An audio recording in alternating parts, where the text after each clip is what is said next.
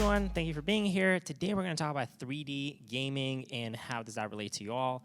As mentioned here, I'm a certified nerd, did my master's in computer science at Columbia University and undergrad in computer science and electrical engineering. So a big fan of the space, big fan of gaming personally and professionally, and love this intersection between cloud, content, and gaming in general.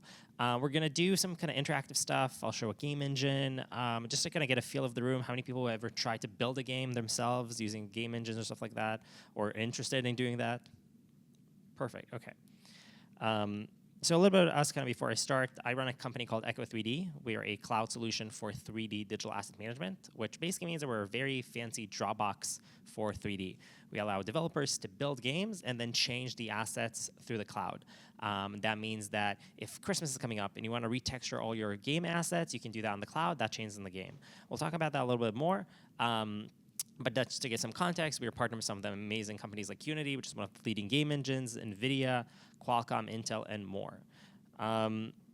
We're seeing 3D content everywhere these days. Gaming obviously is a huge use case. Things like Fortnite, things like Roblox, where everything around you is basically a 3D asset, and everything you're interacting with is a 3D graphic. We're seeing that also emerge in augmented and virtual reality, so AR and VR, when people are using AR and VR either for try before you buy experiences or social games or social experiences. And we're definitely seeing that in e-commerce as well. Again, kind of product visualizations and stuff like that on web and mobile. And gaming is really leading the charge. That's where we have like the most amount of users and most amount of content that needs to be changed rapidly. But it probably won't surprise you that like managing this 3D content is pretty hard. If I'm building a game and I publish it, in order to republish it to change the assets, that might be a headache. How do I do that really easily? If you think about this problem is kind of solved for 2D, right? You don't need to be a web developer to update a blog post. You can drag and drop an image or video. Suddenly that appears in web and mobile. And if I'm in New York and you're in California and we're both watching some episode on Netflix, we automatically get the best streaming experience. So what we decided to do is to translate these concepts into 3D and basically allowing developers to get a 3D way to manage and deliver 3D content. What's interesting about 3D as opposed to 2D, if you think about it, when we talk about 2D content, it's usually a single file. We have an image or a video. But when we talk about 3D, a 3D scan of this room, for example, could be a 500 gigabyte file. Each file is actually not one file. It could be textures, mesh, animation, skeleton, textures. All of these files, it could be 17 files that consist of one content entry. And the content can also be localized. If you think of like really popular games like Pokemon Go, if I open it again in New York, I'm getting a certain amount of set of data. If I open it in San Francisco, I'm getting a different set of data. The app is the same, but the content really changes. And that's something to keep in mind when you are building a game, when you are building an experience. How does that look like in different regions? How does that look for different people? So this is basically what we've decided to build. We've built this kind of 3D digital asset management that is really focused on 3D. I'll show you how that works. I'll show you how that integrates with game engines. We've been around for a long time at this point. We're VC backed, with Qualcomm being one of our biggest supporters. They create a lot of AR, VR headsets. We obviously create a lot of the software for that. Raised $9.5 million in a bunch of VC rounds, and now we're just trying to kind of usher the revolution of kind of 3D and adoption of 3D content, specifically in use cases like gaming. So let's jump in. I'll do a kind of quick demo, which will be super interactive. So kind of, it doesn't have to be like a complete TED Talk. So let's kind of go through this, and I'll show you how you can basically store, share 3D models anywhere in the world, including your phones in real time. So let me jump into here. Yeah, perfect. Let's pray for the Wi-Fi gods. I'm doing something that I think is really risky, doing a live demo during a recording. But this is our platform. Here we can upload, again, 3D models, animations, interactive content. We have all these things. We also support, obviously, kind of quote-unquote legacy formats. But this is really a place to kind of upload content and kind of play around with it. Let's do something cool. Let's see this 3D model on your phones right now. Scan this QR code for me. Just use your phone. You don't have to install anything. Just pop your phone in, and you should be able to see a car load on your phone right now. Give me a thumbs up if you're able to do that. This will also remain working for everyone watching later. Perfect, I'm seeing some thumbs up. There's a button there that you can also like see an AR, kind of instantiate that car in front of you somewhere on the floor. It's really cool, but look how easy it is. Now I have this car, and it's kind of here, and I can kind of share it to your phones immediately. That's one quick example of kind of how you can interact with content. But now let's say I want to change the car. Okay, I send you all that cars, and it's everything, but again, Christmas is coming up, and I need to fit the Christmas theme. So what I can do in Echo, and again, this is something that we don't usually have in images and video, I can decide, hey, I have this car, I want to retexture it. So let me go here. I'll change the color to match Christmas theme. So there we go. Let's do a red car instead. I can publish that update, and then once I save it, it will actually update on your phones as well. So you'll get like a new version of the asset, and you can kind of play around with that. It's a really, really cool way to, again, to update content on the fly, change game assets if you want to based on time, location, and whatnot. And here's like a really, really cool way to do it. Other stuff that I really want to show you is kind of why, because 3D is so interactive, one of the things that we realize that users, when they play a game, usually they interact with the content. They kind of go up to it, they change it. So we introduced a bunch of analytics around understanding how your content is performing. Are players gravitating to this avatar or that avatar, to this car or in this car? This is obviously also really useful for other use cases like e-commerce and whatnot. But specifically for gaming, because the content is so interactive, it's really important to understand what's working. Like if I'm building a game, is my game actually resonating with players? And throughout time, is that content really performing well? I had like this insane drop here in the usage of the car for so long. So how can we kind of bring it back? Other stuff that you can do is kind of manage the versions. So let's say you're working as a team of developers, things change sometimes, and you want to revert back, you can do that. You can kind of go through the versions, see, hey, I changed this car to blue, it didn't really work out, let's revert back to yellow. It's something that's kind of built into the platform as well. And what we discussed regarding location. So I can tag assets with specific location and say, hey, every time I have users in Paris, I want to load the car from, let's say, well, BMW is a German manufacturer, but let's say we use Renault for an example, and then when I tag those assets in Germany, I want to see the BMW car. Again, kind of creating a game that really, really changes over time, and you can kind of send those assets remotely. Another thing that is really cool that we kind of added recently that I want to talk about is the kind of cool buzzword that everyone's talking about, that's AI. So now when you upload game assets to Echo and any kind of 3D model, our system will run our kind of AI algorithm to understand what that content is and add different tags. This is super useful for searching. This is super useful for like finding assets really, really quickly, and for your system to understand what content exists. Some games that we support have user-generated content, and you want to understand what are users uploading, what resonates with them, what they're creating. This is a really quick way to kind of query through all the cars that are uploaded to my game, all the avatars that are uploaded to my game. Just kind of throw that in there. There's other kind of features that you can do. You can share assets with your team. You can kind of see all the details around it. You can convert and compress the assets. Sometimes you want to create like a really massive digital environment, but the models are so big. So we have these kind of core compression and conversion algorithms that allow you to reduce the file size to be super, super small. So I can do what we just did. I just send it to your phone. It opens to everyone, regardless if you have an Android or iOS. It just works immediately.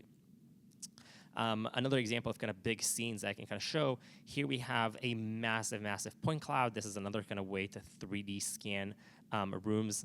Here's a file that is like 500 megabytes large and just loads immediately, super, super easy. An entire kind of a game environment that you can kind of load in. The file itself is massive, but by using the cloud and leveraging kind of our platform, you're really able to load it really well, and nothing crashes. The browser keeps working, which is kind of shocking.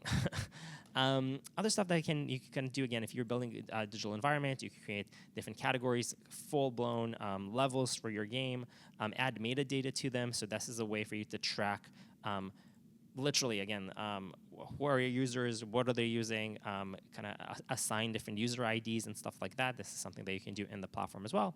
And then, as you mentioned, you can kind of track. So where your content is being delivered, where your users are coming from. So I can literally see, so I'm obviously based in New York, so you can see like all these kind of data hits coming from New York. I went to Dallas last week for a conference. You can see that a lot of my content was used in Dallas as well. So this is just like a really, really kind of interesting way to have visibility when you're building a game, and why digital asset management is more important for that. Because it's not just having control over your content, it's having control over your entire kind of data pipeline and understanding how your game is performing. And that's kind of, again, like kind of built into the system. Other stuff that I can show, just to kind of like, gauge some use cases, and then we'll do like another kind of cool, kind of more technical demo. But we have all these assets here. Other use cases that we support are around like fashion or kind of garments. Retail is a big one. Animated files are big. There's really, really cool stuff around digital twins. If you want to create a game that looks hyper realistic, you can do that too by basically adding kind of scans of, again, this room or whatnot. So really, really cool stuff. Another resource that we have, which some of you might find really useful, we have a library of over 1 million assets that you can use totally for free. So literally, you can put in any word. Let's say, I don't know, we're into cars. So let's do car, and it will find you all these 3D models that match that word totally for free that you can use in your game, you can use in your project, millions of assets that you can kind of stream directly to your game. Any questions so far before I jump into a more technical demo and show you how you stream assets directly into a game engine? Going once, going twice. Okay, so let's say, yeah, please. Yes, so if you, I'll share that again. If you scan this thing right now, where is that? Yeah, if you scan this right now, you will be able to open that 3D model in augmented reality on your phone, like super simple. Yeah, and it's okay, and that's kind of actually valid for all of your assets. So like the minute you have an asset stored in Echo, it's automatically shareable, automatically viewable in augmented reality. We have a lot of like AR/VR headsets actually in our office, and like that's kind of one of the integration that we do. Every time there's a new headset, we make sure that like you can upload it to Echo and then see it in that headset and that kind of virtual environment, and it's really cool. Okay, let's move on. Let's do some kind of cool, kind of like start building some really cool game.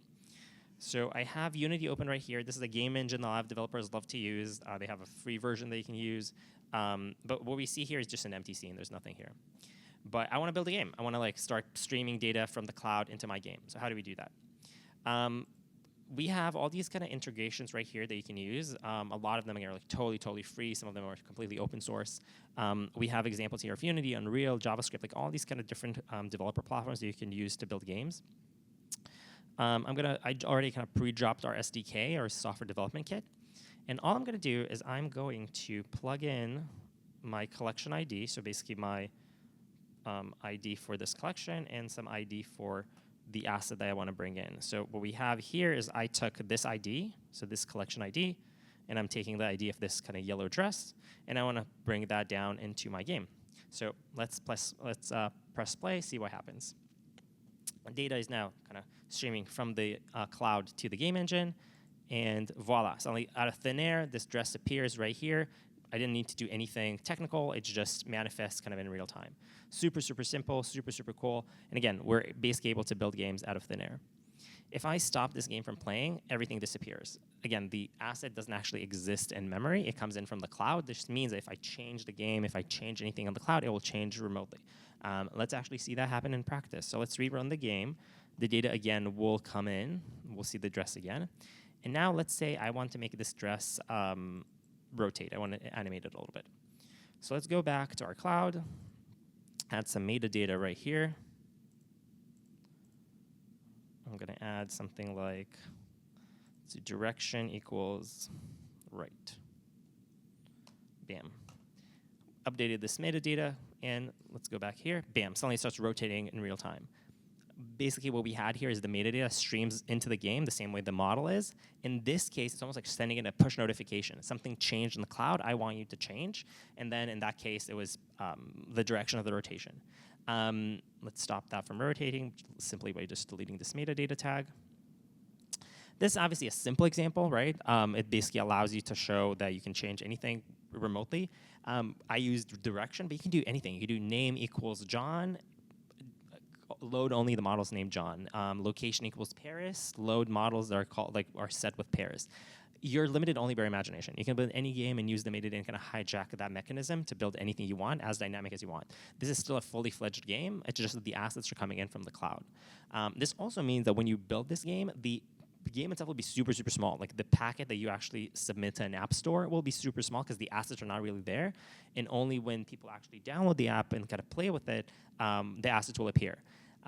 This is great because that means like when people look at like, when you go to like an app store and you want to download something, you're basically getting the point of, I don't want to download like 5 gigabytes to my device right now.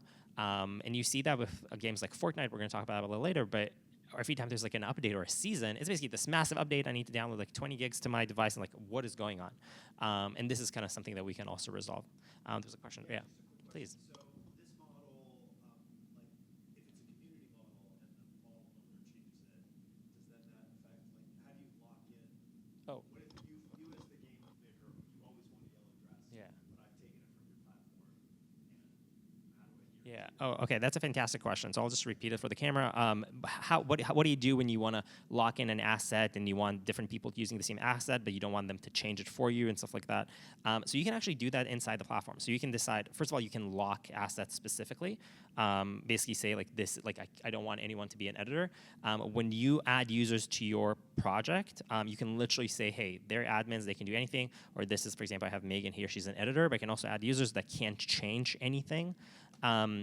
And that's basically like kind of a very robust user management that we have based on different permission sets that you can deploy. Another thing that you can do is, remember the versioning that we looked at? So I can actually have this dress, and that dress can have multiple versions. And you can decide, I want to always load this version, like the first one. If it changes around time, that's fine. But when you load, the same way I put like this specific identifier for the dress, you just put the one for like the version that you want, and then that will always like remain the same. So really, really good question. But yeah, versioning is something that we see all the time. Again, it's something that like we kind of encourage because you want data to change over time, to have like your users come back to your app because they expect something to change. But yeah, if you want to set a specific asset, that's totally fine. You can do it right here. Great question. Any other questions? Yes, please.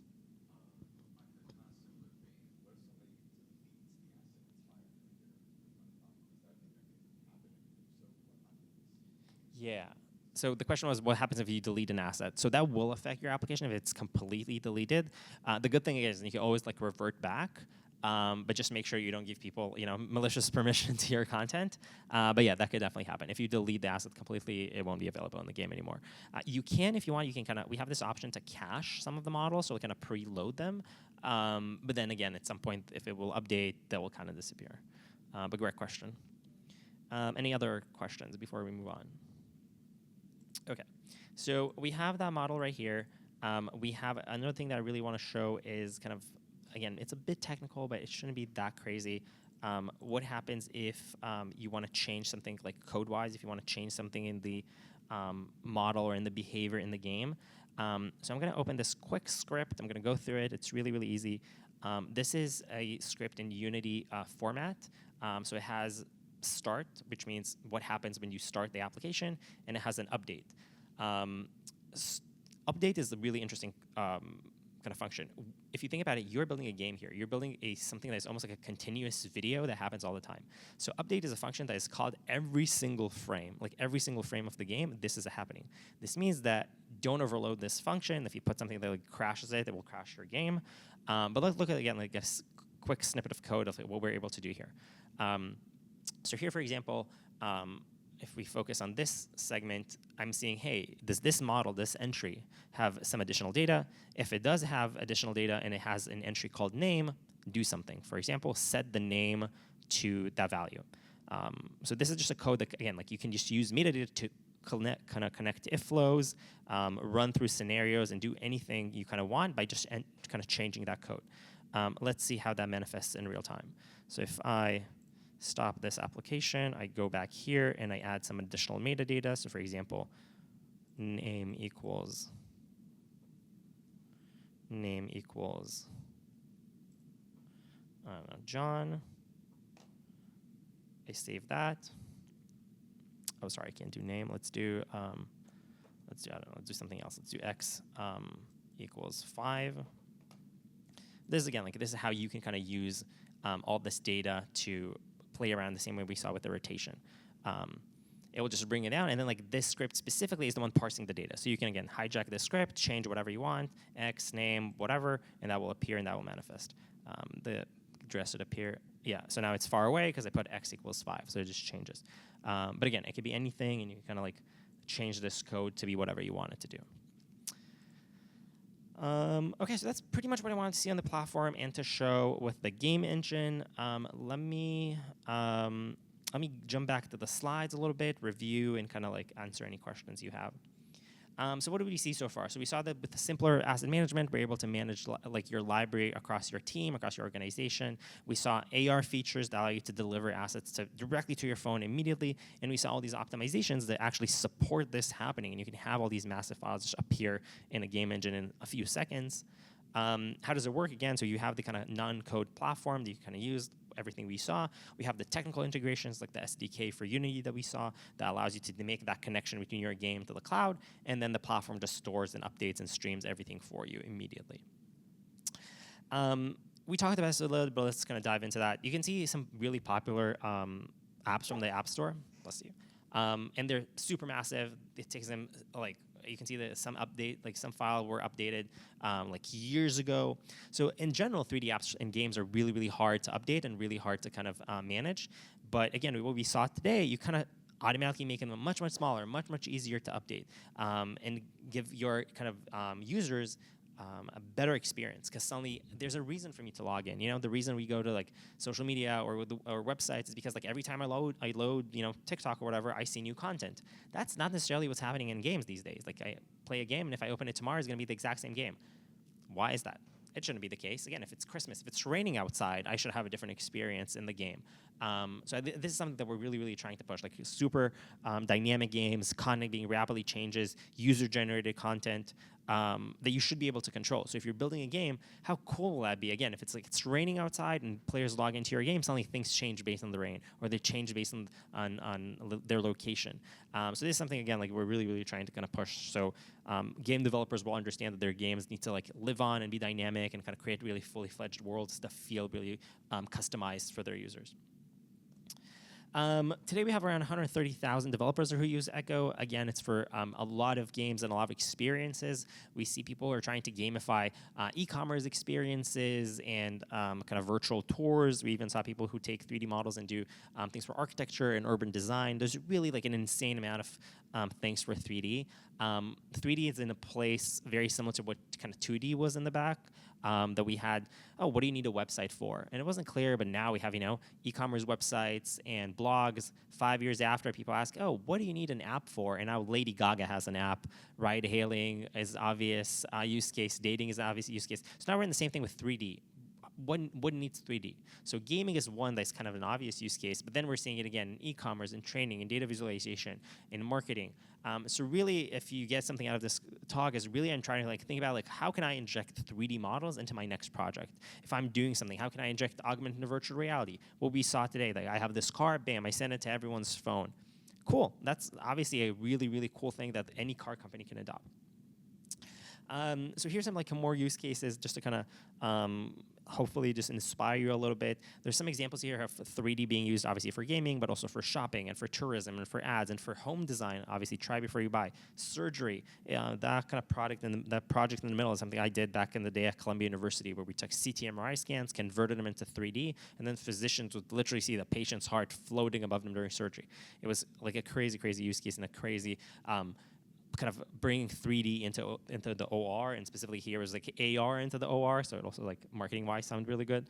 But this again, just to kind of like bring you into this world and like kind of you know, push on the message that 3D can be used in every use case, including gaming. Here's some cool success stories that I want to share. Here's some companies who did like really cool, like a game that is location-based, or in the middle we have a company that does like urban design, or to the right we have a digital collectible company that basically manifests different digital collectibles in different locations, and you can kind of unlock them when you walk around. Really, really cool use cases, really, really cool games that you can explore, and again, all of them just bring 3D content from the cloud to your device in a really, really easy way. A little bit more about us as a company. As I mentioned, we raised $9.5 million, a bunch of VC rounds. We're there for every kind of tech event out there and any kind of gaming conference. So if you're there, please say hi to our team. Look for the Echo 3D logo or someone wearing this cool company denim jacket. And yeah, we won a bunch of awards, but the point is really like kind of how we're trying to push 3D and kind of specifically management of 3D content to be much more efficient, and what we expect from 2D content everywhere. Make sure to register to our platform. It's free. We have a free trial that you can use and an always free plan on echo3d.com. Everything you saw right now was live. So whatever I just did, you can do too. And it took us literally 5 minutes. So start building games, start kind of uploading content in the cloud, stream it to your phone, play around the content, share it with your friends. It's a really, really cool kind of experience to literally just send someone a 3D model and they can see it in augmented reality in front of them. It's always an adventure, and you can do that again for free on our platform. Yeah, that's basically what I wanted to cover. I just wanted to add some more kind of quotes from kind of powerful people in tech who are really focusing on gaming and AR and VR and creating all these kind of next generation kind of hardware for gaming. And again, just kind of inspire you that this kind of next evolution of content and next evolution of tech is coming, specifically in the world of 3D and the world of AR and VR. And yeah, that's pretty much it. If there's any other questions, please let me know. You can scan this if you want to see another AR thing with the Empire State Building. And yeah, thank you so much. Questions? Yes, please. So you have the models living on Echo 3D, and then you can add a key, and that's basically modifying any property that could exist on a compressed 3D model. Is that correct? Like you could change the materials, but you could change like the model. Correct. Yeah. So the question was, can I change the model? Can I change the metadata? How does that actually work? So yeah, you can kind of change anything. This is just an asset that lives in the cloud. You can also swap the 3D model to an image, and then an image will appear, or a video. You can kind of do anything. The point is just to have that kind of singular point of truth that if something updates, the game knows that, and that will update for everyone who is using that game. So Yeah. you could update your model. It's like a totally new model, but it would still live in the same asset. You could access. Correct. Correct. And then if something changes and you don't like it, you can revert back to a different version. Yeah, 100%. We see that usually with a lot of like user-generated content, like someone like floods the system with like avatars, but then you want to revert back to like the original avatar or something like that. So that always happens, and that's totally fine. Great question. Any other questions about gaming, 3D, AR, VR? Yes, please.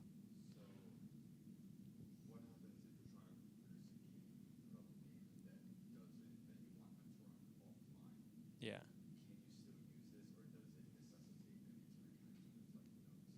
Yeah. Oh, that's a great question. So the question was, can we use this offline? How does that work offline? So you can cache some of the models, so it will work offline. But then again, they don't get the latest update. They don't get the latest version. We definitely rather it to be online and to like actually update all the time. But yeah, it's still a possibility. But that makes your game a little more limited. Which I think honestly is fair. You have the same thing with websites and mobile apps. If you open a mobile app and you don't have kind of internet connection, you're probably not gonna get the best experience anyhow. Good question. Yeah, over here. Yeah, so I give one example specifically in medicine, but therapy was also something we saw a lot of people use the VR for simulations. I saw multiple examples of people doing like either cognitive therapy or kind of pre-ops, like simulation of how things were going to happen, or guiding people through different scenarios that might kind of trigger PTSD and stuff like that. And there's a lot of research around that specifically for kind of 3D and therapy. So I definitely recommend you kind of check it out and have you talk about it more. Well, thank you so much, everyone. Really appreciate it. And yeah, thank you so much.